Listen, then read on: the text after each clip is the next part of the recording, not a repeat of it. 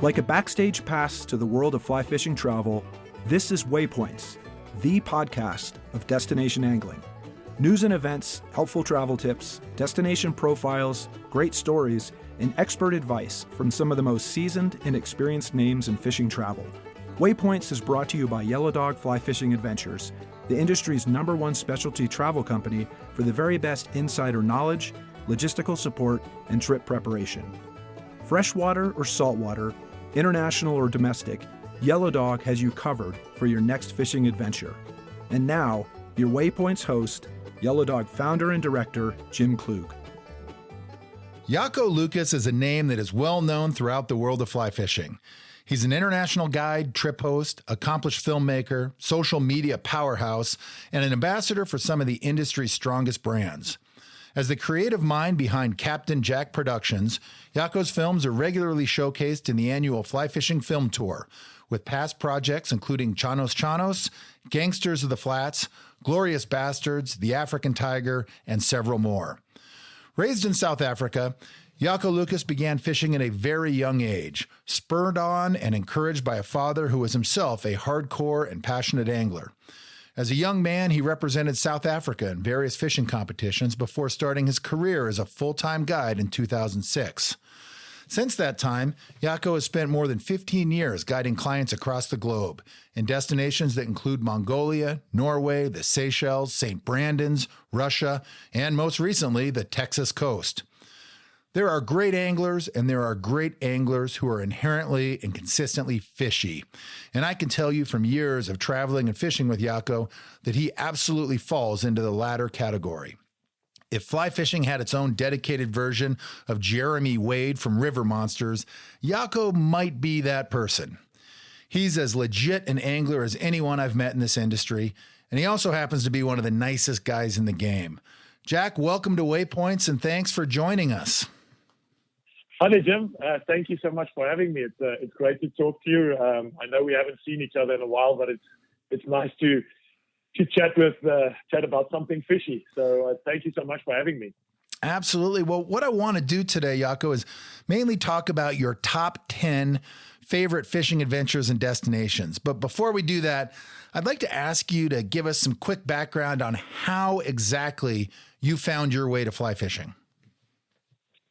Well, thanks, Jim. Basically, I mean, I feel like a lot of people that's in our position now probably started all very, very similar, where they found a love for the sport at a very early age, and it kind of got inherited from their parents, which I was lucky enough from my grandfather and dad.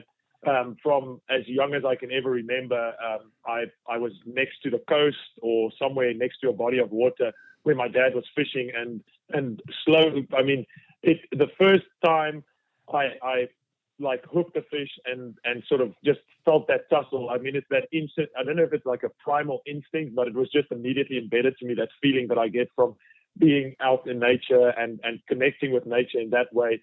So, I mean, it was a love at first bite kind of a situation. So it just kind of grew and grew from there. I spent a bunch of time with my dad on the coast and started a bit of competitive fishing. Fishing for these big sharks and stingrays and stuff, and we would do all these competitions where you try and catch the biggest one, and then you kind of put them back, and you have all these measurement systems and stuff, and see how good you can do. And then I also watched a lot of fishing shows on TV as much as possible. Every time there was something, I would record it and watch it over and over again. And there was this specific person that had this fly fishing show on TV in South Africa, and he was fishing the Vaal River, which was very close to where I grew up. Our family grew up in Johannesburg, and immediately wanted to try it because it was something very new to me. It was very foreign to me, but it looked very nice and fun because it was so close to home.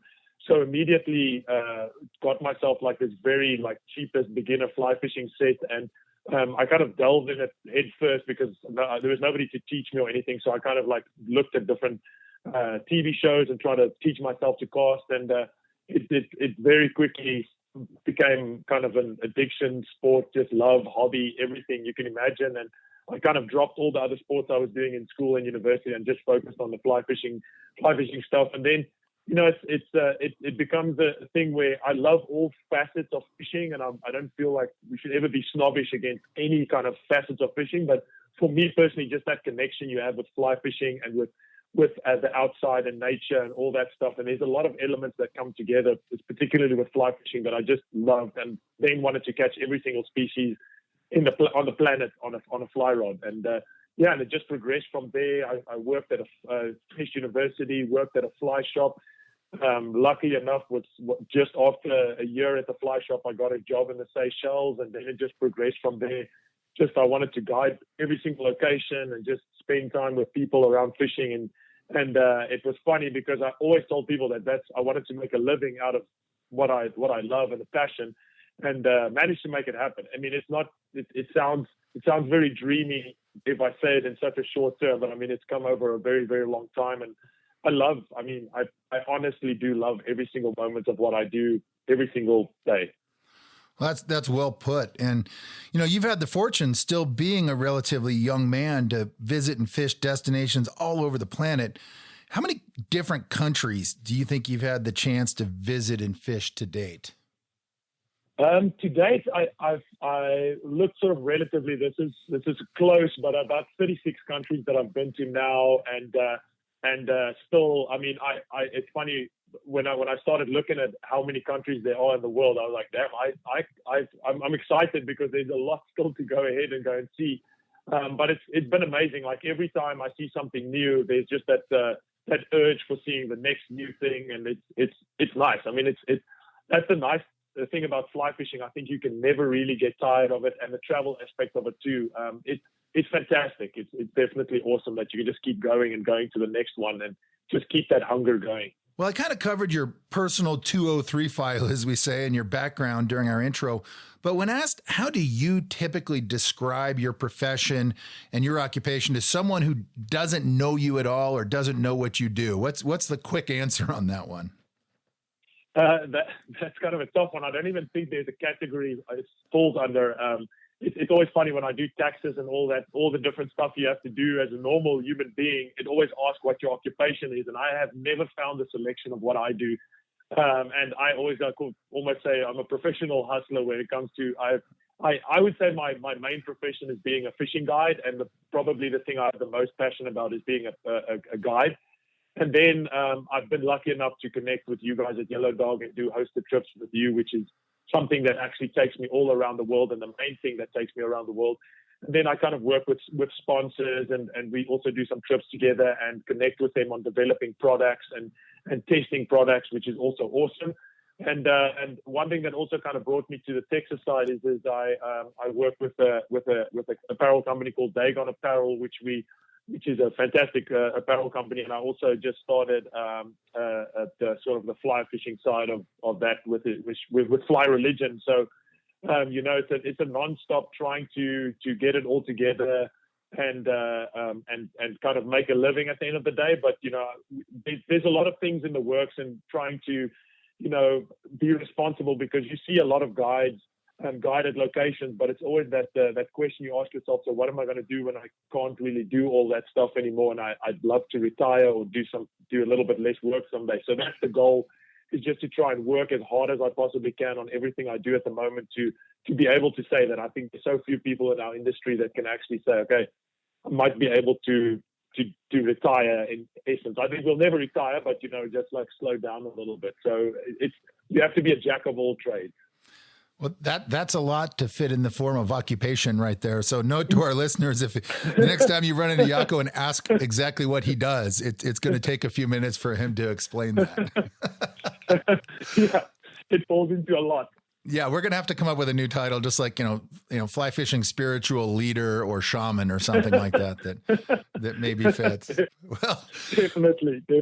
Well, it's been a long time coming to have you on the show, Jack. And I think that this is actually our 30th episode of Waypoints, and you're for sure a fitting guest for that significant milestone. But what I want to do with this specific episode is dig a little deeper into some of your personal travels and your favorite adventures. We want to hear some stories, and we want to hear about some of your top picks when it comes to the amazing places that fly fishing can take us. So what I'd like to do is jump right into your 10 favorite fishing adventures and destinations.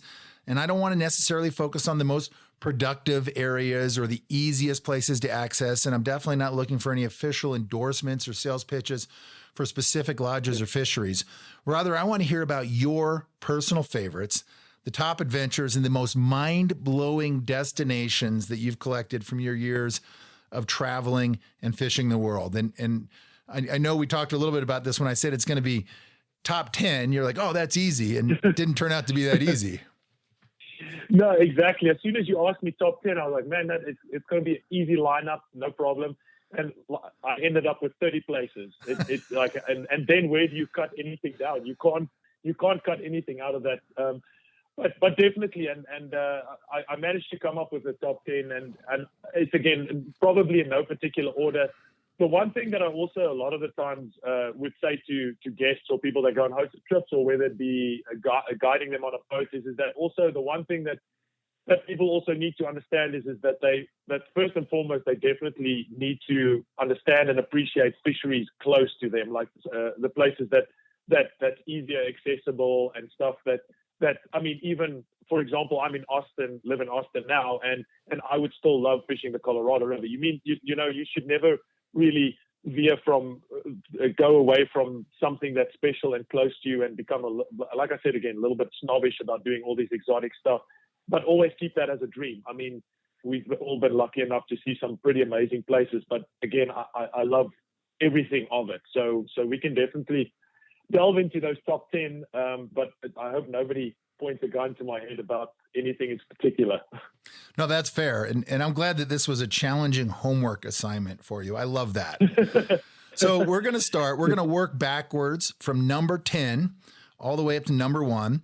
I want you to rank your favorites and tell us how and why each destination made the list. And as you list each location, just quickly talk to us a little bit about the specific destination, number 1. Number 2, the species that are found in that fishery. Number 3, what makes the area and the fishery unique in your mind?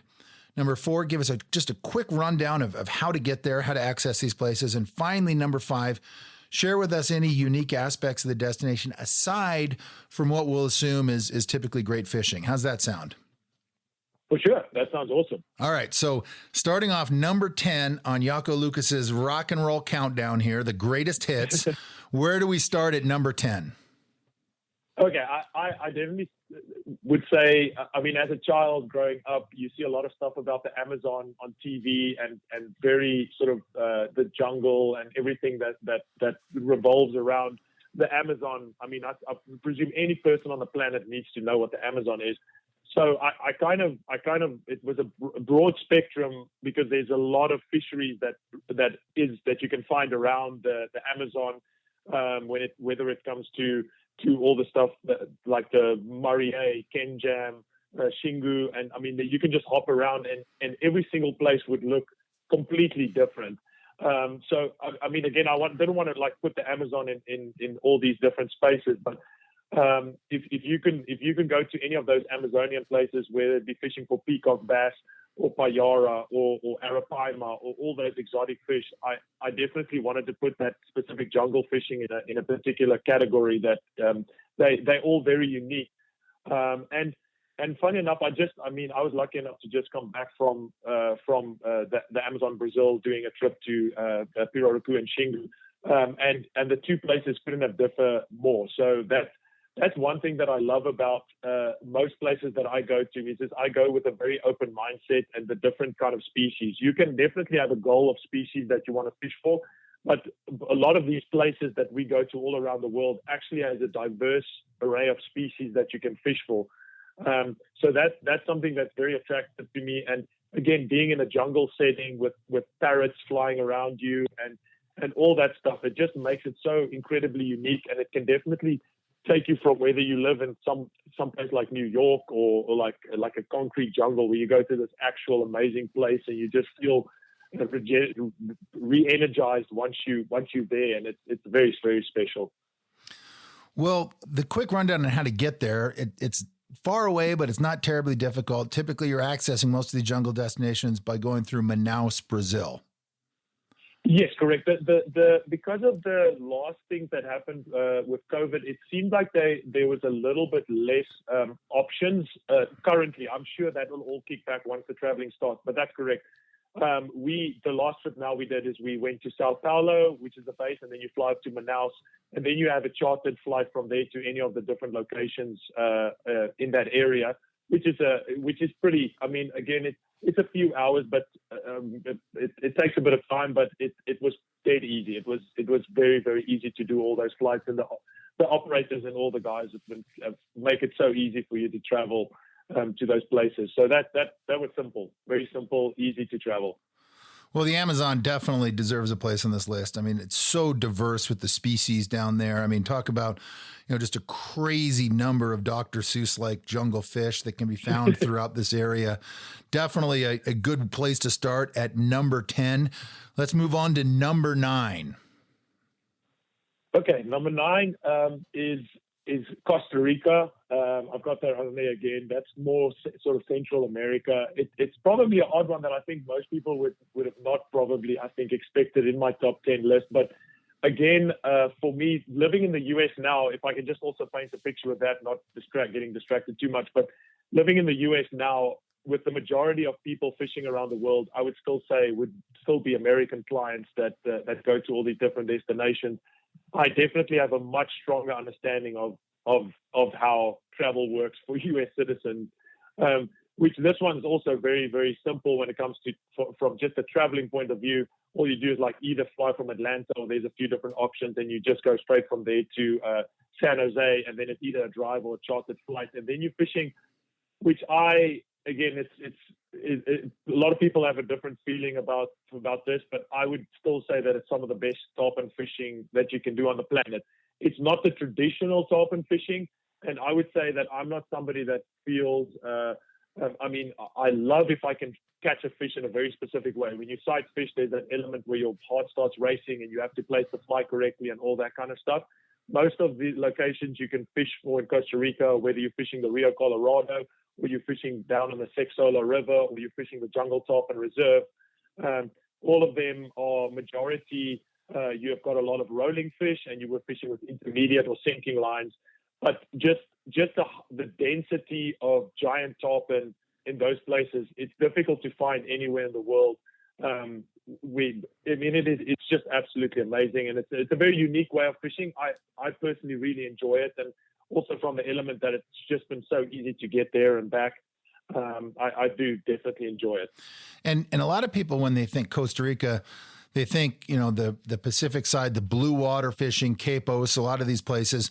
But what you're specifically talking about is what I think a lot of our listeners maybe have heard a little bit about, but aren't that familiar with. And that's that jungle fishing for tarpon. And we're talking about some really impressively large fish.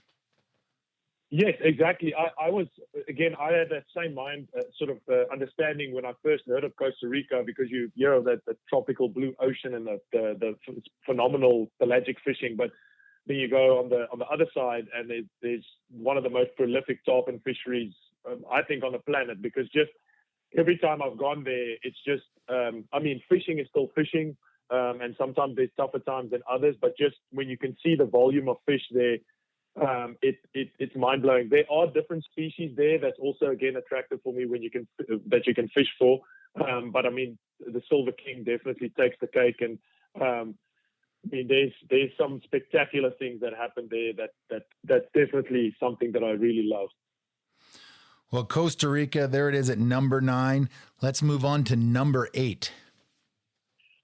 Yeah, this is going to be me being biased now, because I've been spending quite a bit of time there, but I honestly really love the Texas coast now that I'm guiding there and learning a lot more about it. If you had asked me 5 years ago anything about Texas coast fishing, I would have zero idea what anybody's talking about. And I still feel, look, I don't want to shoot myself in the foot here, because we obviously it's difficult being the fisheries sometimes do get a little bit of pressure because it's so easy accessible for most people. But for me, I've learned a lot more that, there's that phenomenal, which is like our bread and butter, which is that shallow water Texas red fishing, not necessarily the giants that you get in Louisiana, but just that classic tailing fish that sometimes crawl on their bellies around, and just really, really great sight fishing. It can be like any place in the world where it's like drone fishing, where you're just like fishing at these single fish.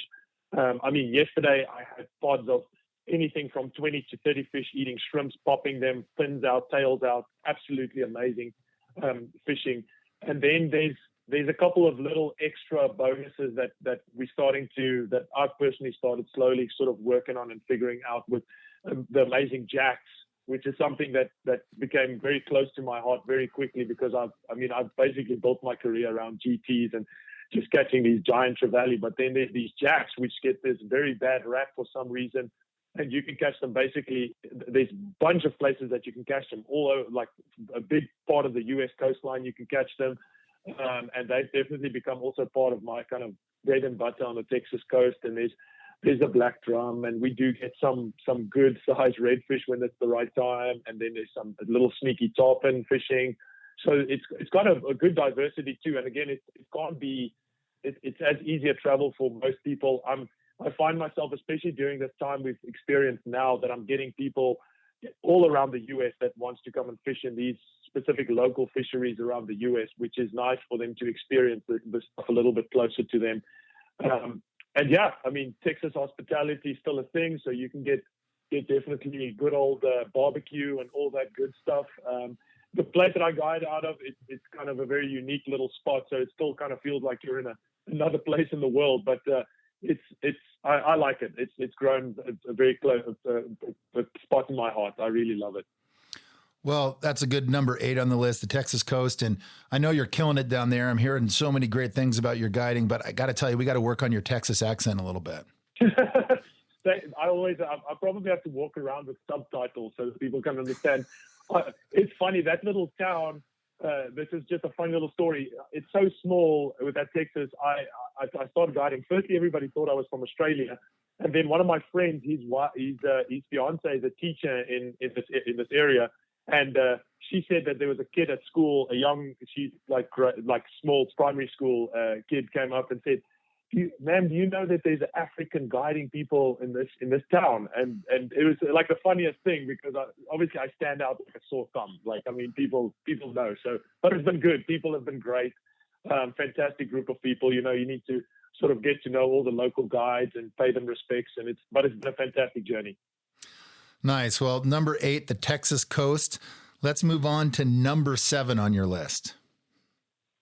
So this place, I kind of have been spoiled. The first time I went there, I definitely can go there more often, is Mexico. But particularly the place that I've spent a little bit more time at is the Punta Allen area. I honestly, I mean, again, it's this. I've been used to traveling to long distances to places, but now I've also got that understanding of like just being able to travel to places with a little bit more ease and comfort, that it makes the whole like experience a little bit easier, because you can be on point fishing like from day one. You don't go through all these time zones and all these things. And Mexico, heck, it seems as close as it can get.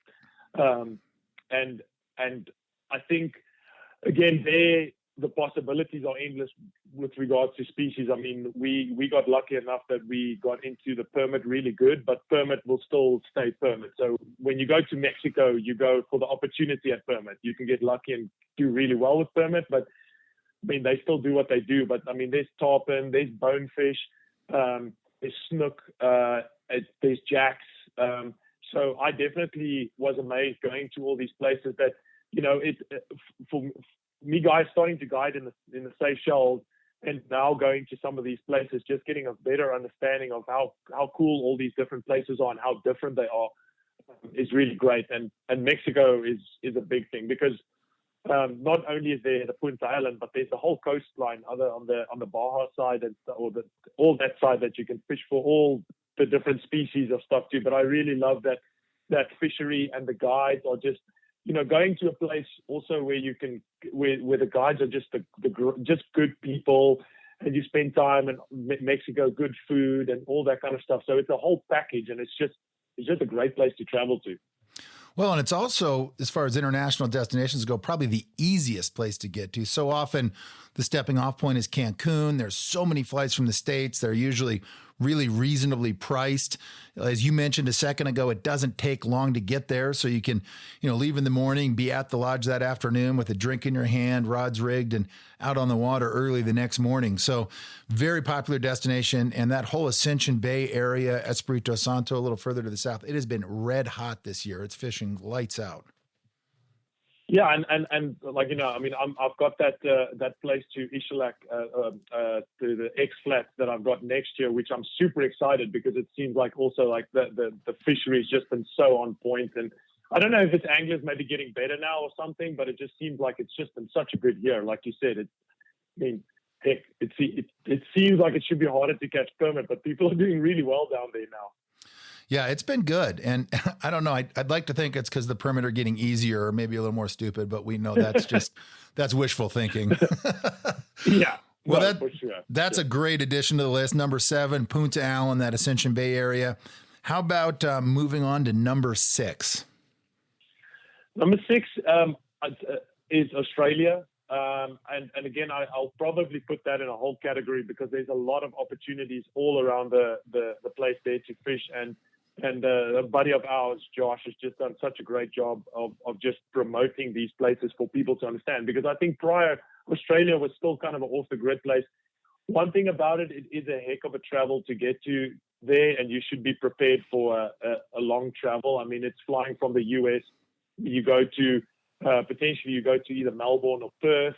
And the place that I've only been there on one trip, and it's called the fishery is called the Vessel Islands, where you're fishing off a liverboard. We had to fly there from Melbourne or Perth to Cairns, and then from Cairns to Gove, and then you take the boat for 11 or 12 hours to get to this island. So it's as exotic as the Seychelles or any of those places. It's a long travel, but it's a very unique fishery where you can catch 2 species of permit. The species are honestly endless. You have many shots at blue bastards. You've got tuskies. You've got GTs, brassies, queenfish. I mean, the list goes on, and it's again one of those places that's very seldom fished, very little pressure, a very unique fishery. The liverboards that they've used out there have been extremely comfortable. It's great food too. I can't say. I suppose I have to say some good stuff about Australians. I mean, everybody loves Australians, but we obviously have a very big sports rival between ourselves and Australia. So we all give each other a hard time always. But a magical place. And I think there's definitely a sense of sort of one of the with Google and all those things we've got now and the places that we've traveled to. It seems again like one of those last frontiers when it comes, especially to saltwater fishing, where there's still more to find and places to go to in Australia, and they just kind of they've been great at looking after their fisheries too. So even you can fish some closer places. I mean, you can go to the Great Barrier Reef, which is off Cairns. So it's a very unique place, and the time I've gone there is great, and I know there's a lot of people that want to go there again once all the bans are lifted. Well, do you ever wear your Springboks jersey when you go down there, or is that just kind of a problem waiting to happen with rugby? It's immediate conflict waiting to happen. So we've been trying, South Africans, we try and keep it. We don't want to give them too much of a hard time because we're still the world champs when it comes to rugby. So we'll just keep quiet and perform as good as we can because we definitely outfished them when we went there too. Well, that's very kind of you. Very, very humble. I like that. No, but Australia for sure. I mean, that if there is, we get asked all the time about like, what's the next frontier when it comes to destination angling and what's, a part of the world that really just has so much to offer and is still largely undiscovered or unknown. And Australia is absolutely at the top of that list. Yeah, for sure. And, it's still a little bit a strange time. So it was one to actually I kind of wanted to keep places that are at the moment that might be able to travel to, because Australia just lifted their bans for Australians to travel, but they're still not allowing foreigners, I think, to come into Australia. So hopefully when that opens again, but again, it's a long haul. It's definitely a trip that you need to get prepared for, to travel a while and go and fish and then a long travel back home. For sure. Well, that's the first half of the list. We've got Amazon, Costa Rica, Texas coast, Punta Allen, in the Ascension Bay area, and the southern Yucatan and Australia. Now let's move on to the top 5. Give us your number 5 on the list here, Jak. Cool. I actually just looked at my top 5, and there's actually 4 of them are freshwater locations, which is interesting. So number 5 to me is Mongolia. I've definitely completely fallen in love with that place. I spent 7 years guiding down there. It's a bit of a haul to travel, because I would suppose from the US, I used to go from South Africa to Beijing, but from the US, I think the best option usually is flying through Seoul, or you can do Beijing, and then you fly to the main city of Ulaanbaatar, and then from there you have a chartered flight or drive to the different camps. There's a couple different operations. I work for Sweetwater Travel that do the Ego River, and then there's Mongolia River Outfitters, which has the sort of the drift boat camp. But no, I really, it's just got a special place. The fishing, you're fishing for the biggest trout in the world, which is the taimen. But it's not an easy fishery. It's somebody that you need to mentally be prepared to work really hard to catch and have an opportunity at a big fish. You might hook it, you may lose it, you could get it, you could get lucky. So it's definitely, I wouldn't say the easiest fishery that you can fish, but there are different species also that I always get excited about, with the Lennox and grayling. And that stuff that you can keep busy with. It can be, if it's warm weather, you can have spectacular dry fly fishing like you would anywhere in the world for those species. And sometimes you actually catch a big taimen too. But the added element for me about Mongolia is the scenery is mind blowing. But I think it's probably for people from Montana that fish the Yellowstone. I suppose it's very similar scenery to that. But then also the people, just kind of getting to know Mongolian people, and especially the last night we have the show that some of the local artists put up with the instruments that they play, and singing and throat singing and all that stuff. But they're just good people, and yeah, it's all around. Those people would give you the last bit of stuff they have. We've had some amazing experiences with people. You go into any specific these gurs that you stay in, or these like yurts that you stay in, where the people just sort of suddenly immediately just start making you food and all this kind of stuff, and just wanting to just be, the hospitality of those people are fantastic. So just an all-round special place that's definitely been always special since the first time I started guiding there. It's been Mongolia. Well, and I've had the chance to fish with you over there, and those taimen eats and the way they come after the fly can be just terrifying sometimes. It is so cool to watch those things move up on a big fly. But like you said, I mean, it's not easy fishing. In some ways, it's kind of similar to steelhead fishing, that you're making a lot of casts. You're not, necessarily generating a lot of eats throughout the day, but when those taimen do come in and come after that fly, there's few things like it in the world of fishing. For sure, and just hold, when you actually do manage to get a pretty good sized fish, I mean, it's hard to calculate, like in your brain, that a trout can get that big. It's just crazy, and the shape of the jaw and all that stuff. It just all comes together and just makes for a good trip to do. If you like you said, if you're somebody that can immerse yourself in the whole experience. Yeah, it's a special trip for sure. And those fish can be huge over there. Well, that's a good one for the list. Number 5, Mongolia. How about moving down to number 4? So number 4 is also a freshwater one. And I've had the privilege to go. I did a back-to-back trip there. It was Kamchatka. And it's kind of odd. Like I've always been I always specialized in saltwater fishing for most of the places that I've spent a lot of time guiding.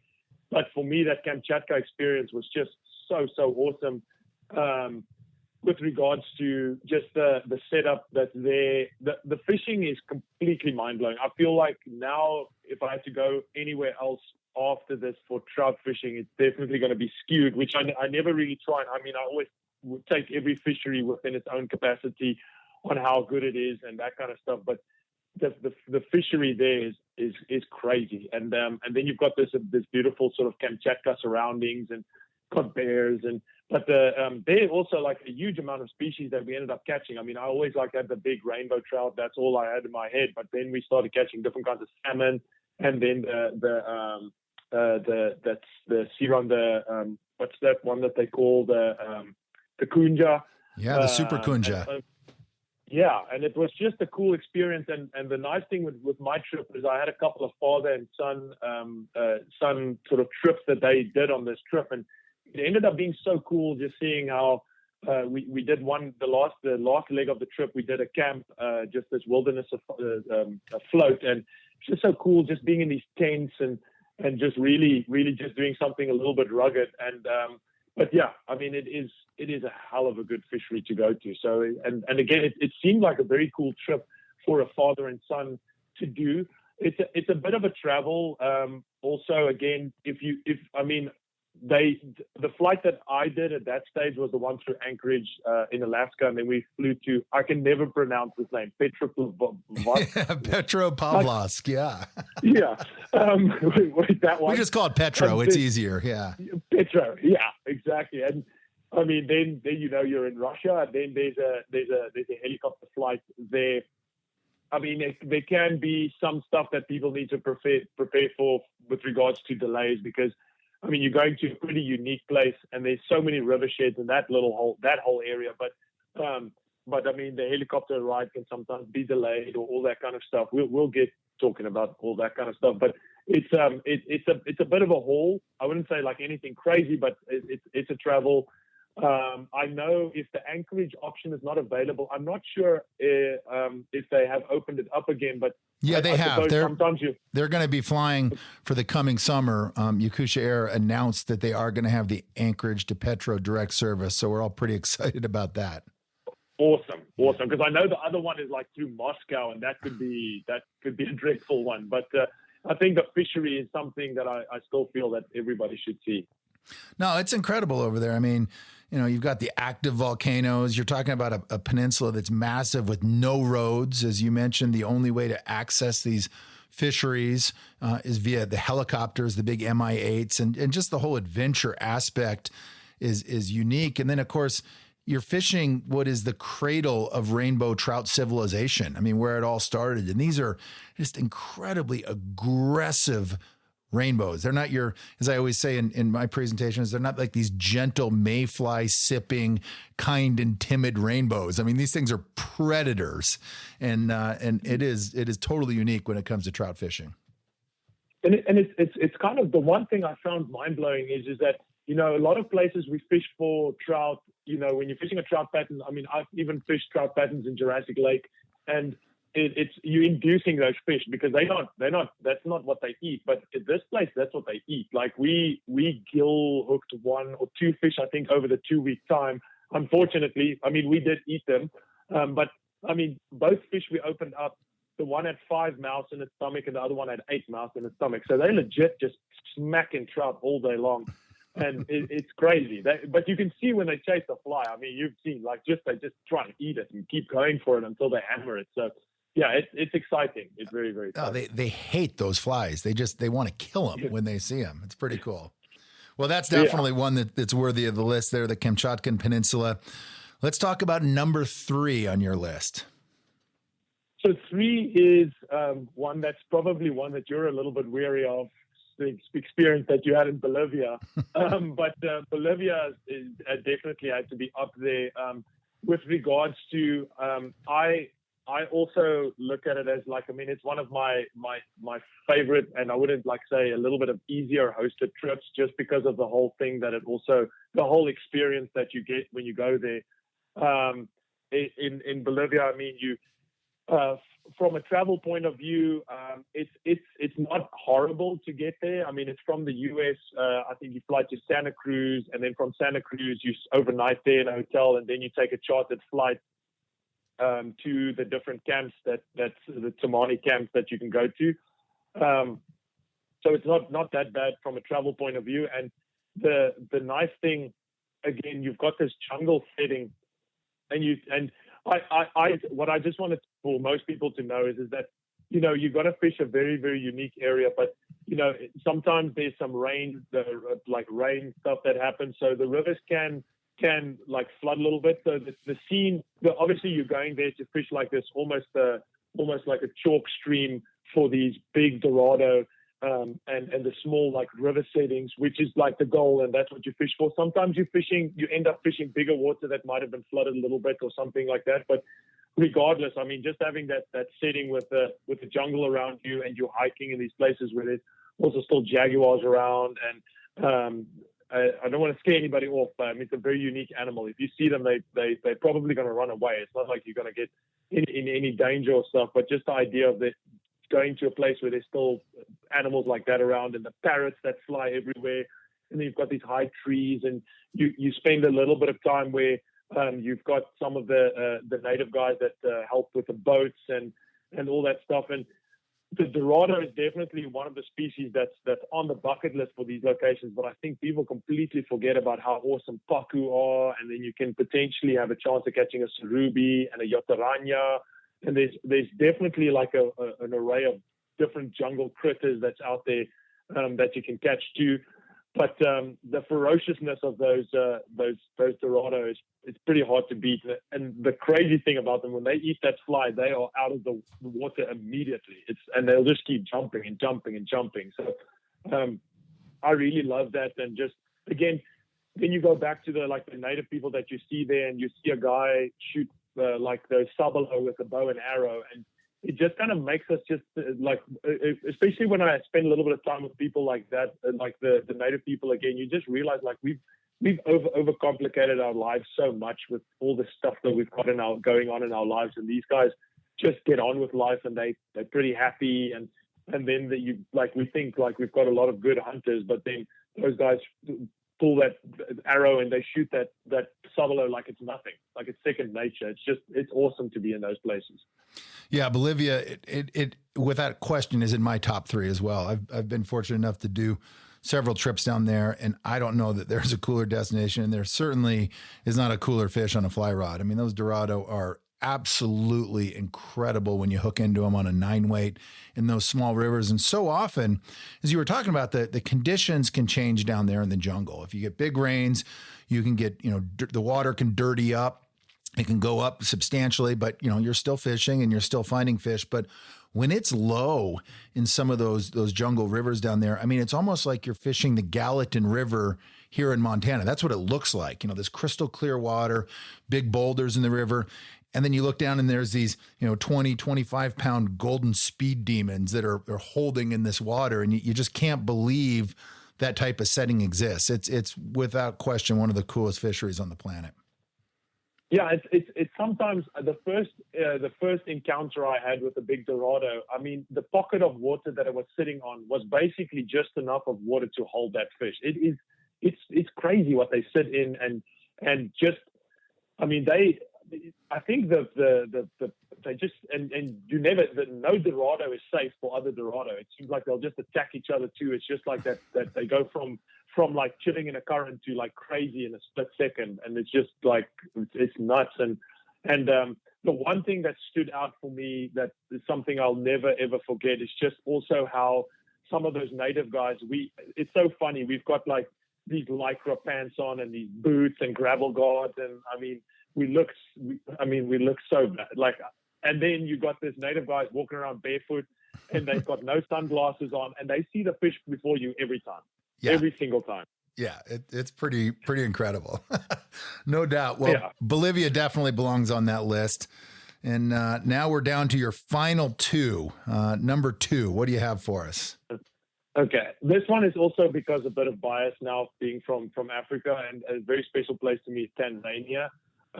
For the tiger fish in particular, there is other operations where it comes to offshore, but particularly this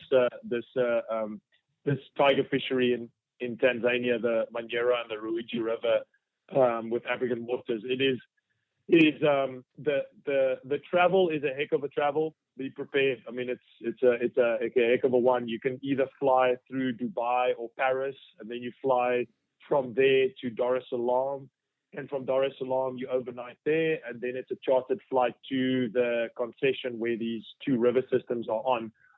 The reason also why it's so high up on my list is because you can have a proper African experience going to this place. I wouldn't necessarily say that you're going to see a lion every day or a leopard or all that kind of stuff, but you definitely always have the opportunity and chance of seeing that while you're fishing on the river. So you've got elephants and buffalo, and you've got some of the local people. That's also just getting that whole African experience, and then you're fishing for the epitome of African freshwater fish. I think if you had to ever paint a fish, when you say Africa and you say fish together, the tiger fish is what somebody would draw. Just this mean teeth.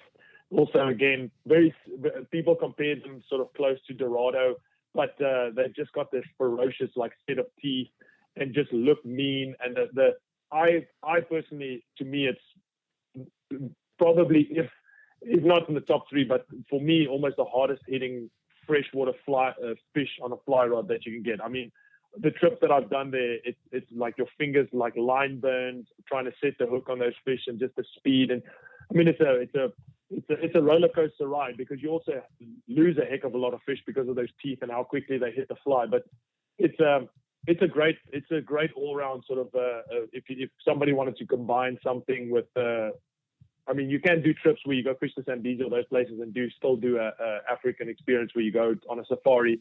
This kind of just has a whole package together for me that I really enjoyed. That was a lot of fun to do that trip.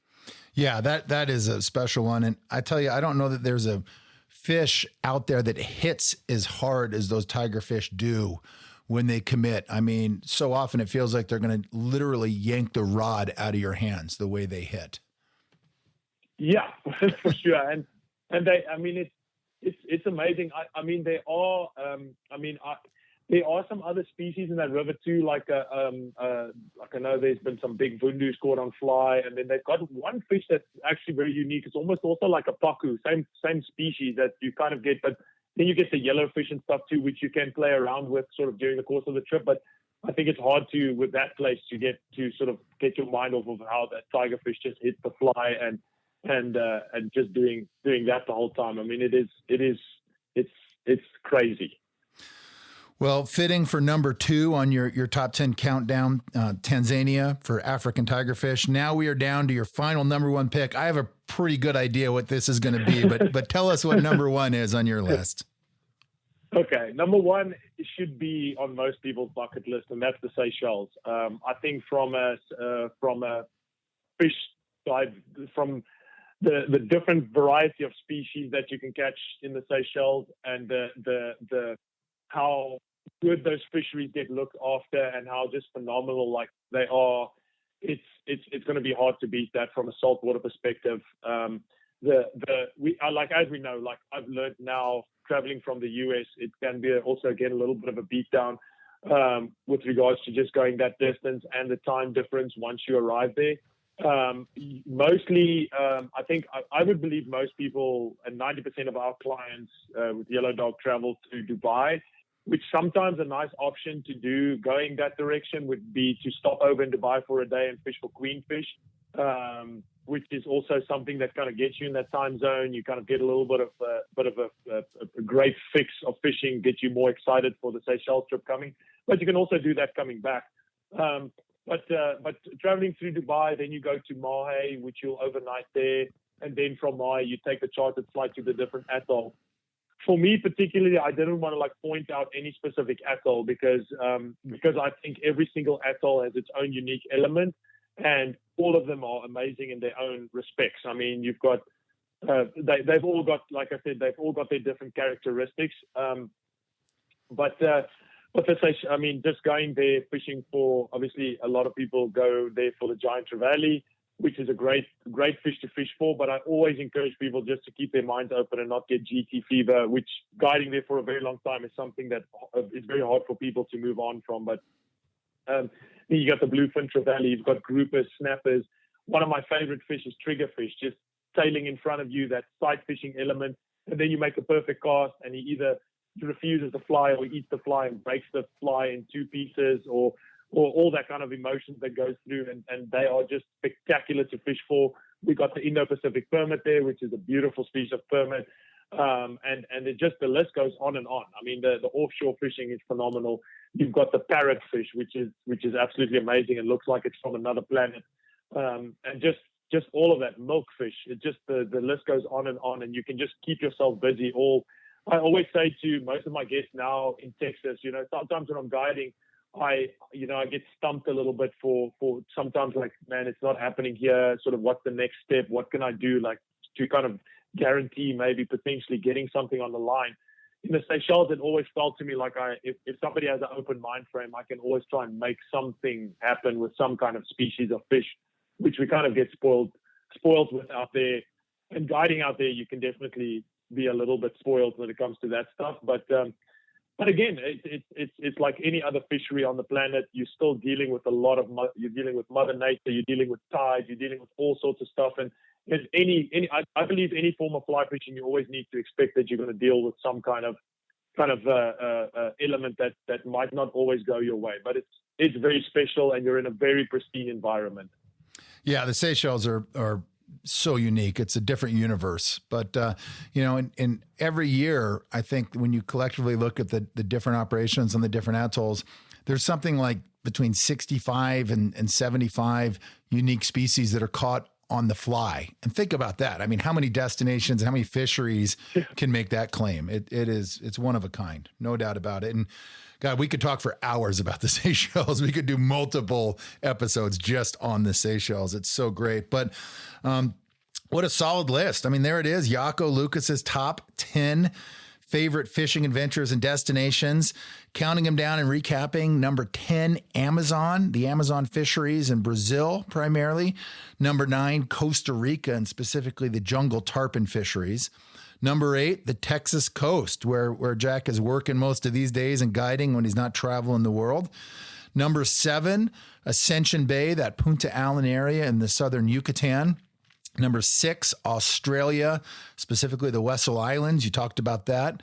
Number 5, Mongolia, the world capital of taimen fishing. Number 4, Kamchatka for the wild rainbows up there. Number 3, Bolivia for the Dorado and the jungle. Number 2, Tanzania for African tigerfish. And number 1 on your list, the islands and outer atolls of the Seychelles. That is quite a lineup, and definitely a worthy bucket list for any dedicated angler. Thank you for putting that together for us. So to close, I like to do a little bit of a speed round here, JAKO. I want to ask you just a couple more general questions that I think our listeners would like me to ask. We're getting towards the end of our episode here, but quickly, let me throw these out to you and see what your answers are. Number 1, places you've yet to visit and fish. What's still on your own personal list, things you're looking forward to? So my bucket list is Alaska is number 1. Canada, it's strangely enough, I've lived in America now. I haven't been to Alaska, Canada. There's still a few Amazonian places like Kenjem, Rio Marie that I'd like to fish. New Zealand, I'd love to go to one day. The only thing is it would be something that not a lot of people expect, because I want to do the saltwater stuff in New Zealand, not just the trout fishing. So I actually want to focus on the saltwater, the kingfish that they have out there. And then South America, Patagonia, Chile, all that places for trout fishing is still definitely high on the bucket list. I've got Xingu when the world will become a normal place. Sorry, not Xingu. Chingu River in Africa is somewhere where I'd love to go to, but that might still be some time out with the world that we're currently in.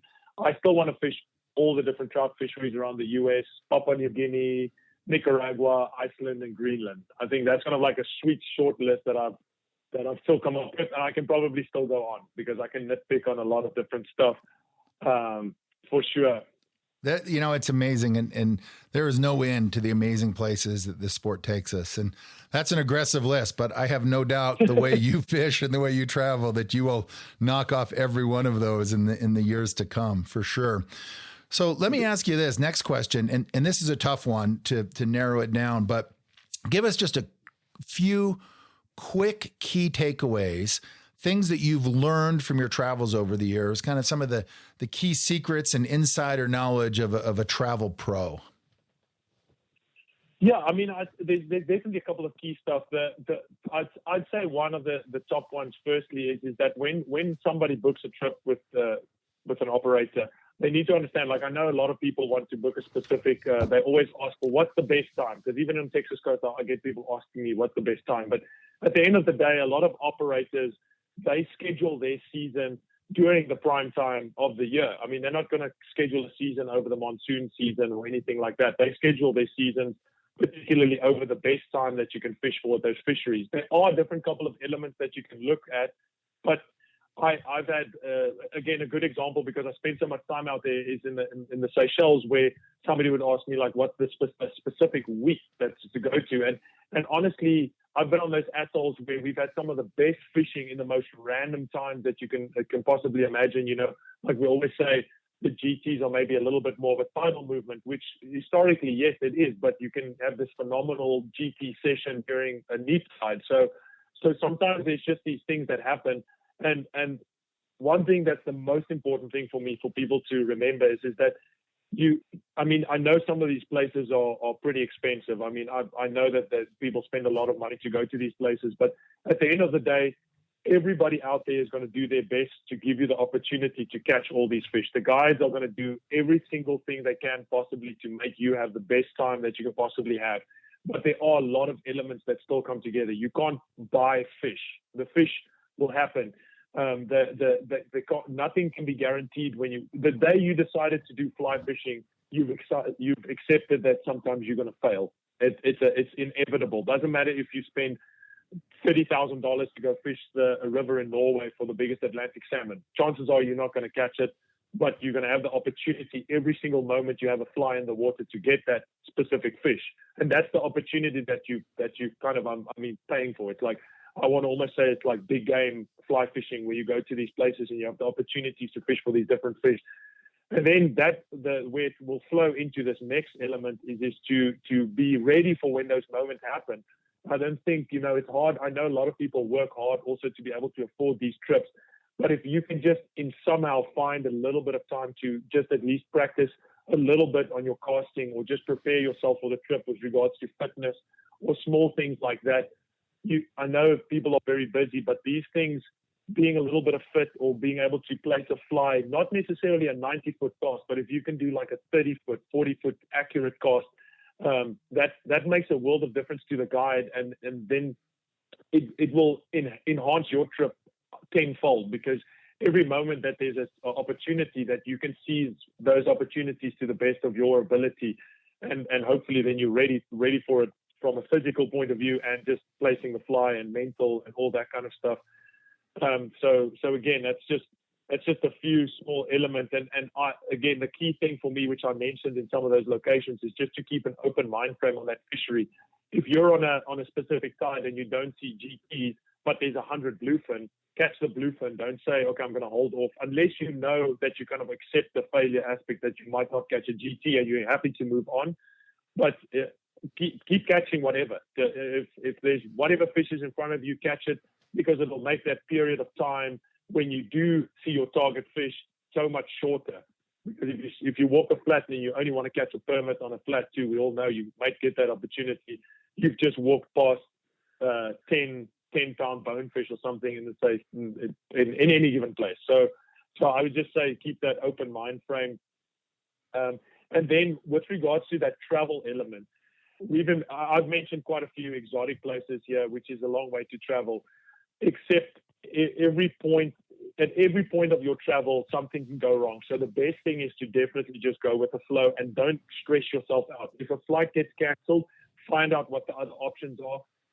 Hopefully the airline that you booked with is going to help you to the best of their ability, but things go wrong most of the times on travel. If you have a perfect travel, then that's awesome. That's a big bonus for a trip, especially to some of these exotic locations. A bag can go missing, or something always feels like I'm always, once I arrived on location and everybody's got their bags and everything's gone relatively smooth, it's such a relaxing feeling to me. Then we can just move forward with the trip. But if it doesn't, we kind of make a plan and we move forward. We've even had people in the Seychelles where 8 of the guests had 0 bags, and we made a plan, and they actually had one of the best weeks that I've ever experienced on Farquhar Atoll. It was absolutely insane.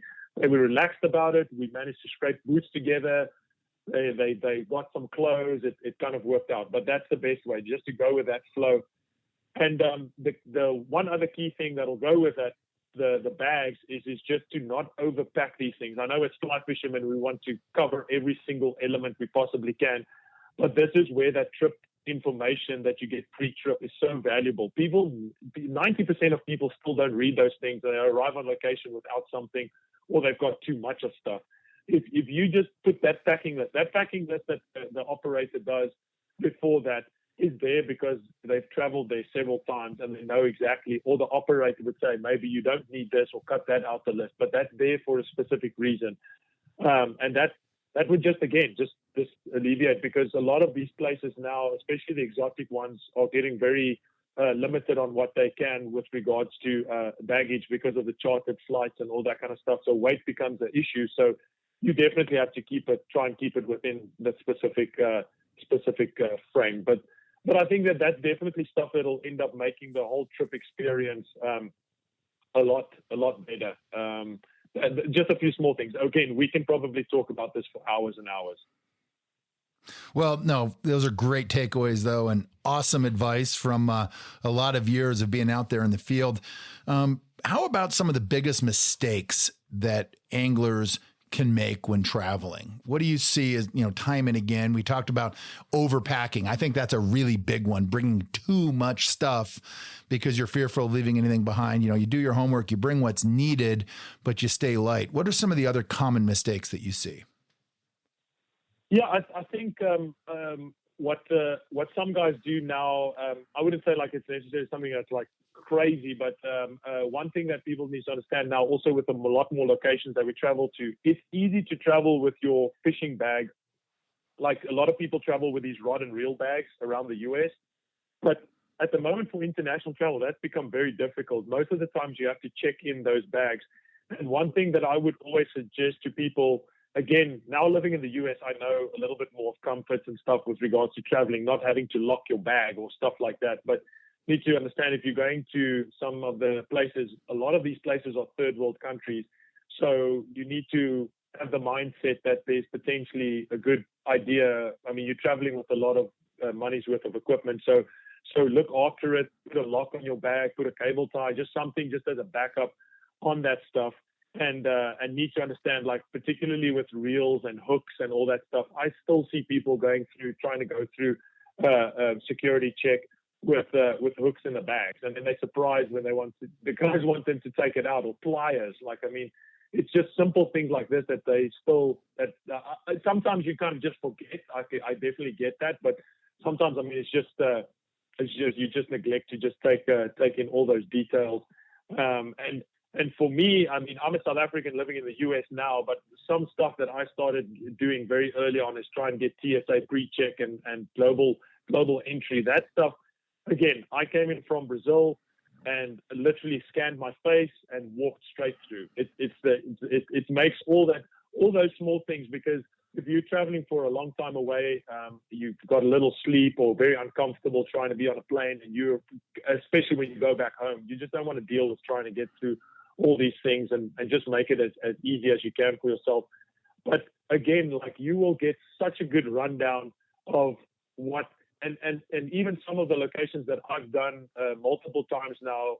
I've done a couple of hosted trips, Yellow Dog hosted trips to Pirarucu, and I still look at that list of information and give to it. We spoke about it. We don't want any of this stuff. Like, I don't want it like this, like to come off as like a do this or advertisement or anything. But it is something that's just so simple for people to do, is to go and pack that pre-trip information and try and do a little bit of research on the stuff, and it'll make that travel super easy. Like, it'll just relieve so much stress. For sure, because you're spending not just money to get to these places, but you're committing your time, and that's, for so many people, the most valuable element of all of this, for sure. Well, last question I have for you: give us quickly 3 or 4 key pieces of equipment that you never leave behind when you're traveling to fish. Okay, I'm a pretty OCD person, so I go over stuff quite a bit. But I think, firstly, though, number one thing is sunglasses. We've got two eyes, but we've got one set of them.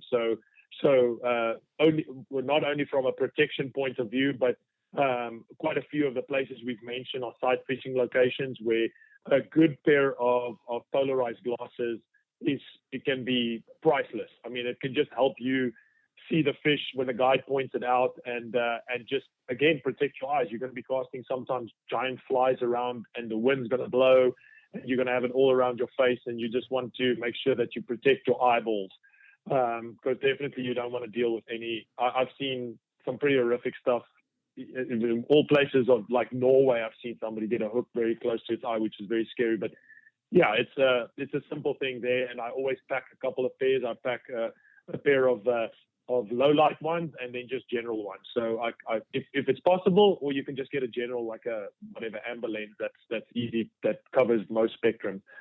Then I do also suggest getting the right clothing for these places. You are a lot of the times, I mean, whether it even just be a trip to Florida, you're going to a place with a very extreme environment.